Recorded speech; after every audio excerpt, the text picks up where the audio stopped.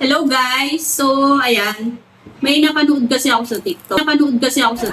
Sabi, pagka binabad mo daw yung ampalaya ng 24 hours sa tubig, mawawala daw yung pait niya.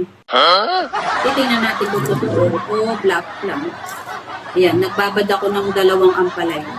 Kagabi pa to. Tubig lang guys Walang kahit kahit asin. Ano yan? Ampalaya. Na paano? Sabi daw sa TikTok, kapag daw binabad mo ng 24 hours, mawawala daw yung pait. Wow. Pait. As in, walang pait. Zero pait daw siya. Gusto mo tikman? Totoo. Totoo. Titingnan nga natin kung totoo eh. So, ayan, titikman natin. Black lang.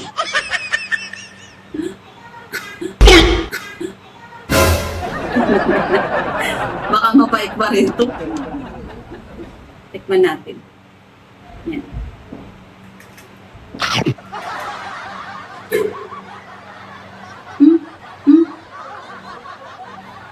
Hindi nga siya mapait.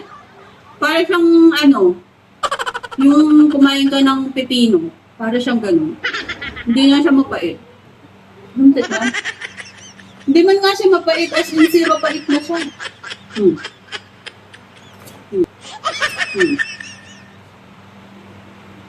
Kaso parang hindi na siya masyadong crunchy. Kasi nababad na siya eh. Yung medyo makunat-kunat na siya. Hindi nga ako tayo gumapait.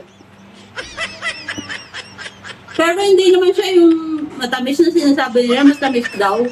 Hindi naman siya matamis. Yung parang lang siya. Blunt pa rin yung lasa niya. Pero wala na lang siyang pait. Sarap. Tapos, pwede siyang kunwari, yung mga hindi kumakain ng ampalaya. Bawad mo muna, tapos doon mo sa iluto para wala na siyang pait. Pag binabad mo, wala nang ano? Naubos ko na. Try nga natin. Nakaano ka pala? Try natin. Saan mo napanood? Sa TikTok, papatunayan ko ang akin na pag binabad ko, wala nang pait. Titignan ko nga. Naubos ko na. It was at this moment that he knew. He f***ed up.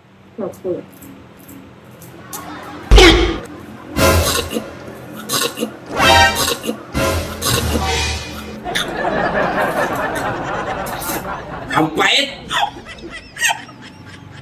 Grabe ka! Katagal mo kumagat! Grabe! Tingnan mo na! Kanina ko ba tinitiis? Pait kaya! Ang pait! Grabe! Nakasirang pangarap yung naisip mo niya. Ang tindi yung... wala naman nagbago. Wala naman nagbago. Grabe katagal mo kumagat! Tingnan mo! Dami ko na nakagat! Kapait-pait! Grabe ba kasirang pangarap? Ang daming ano.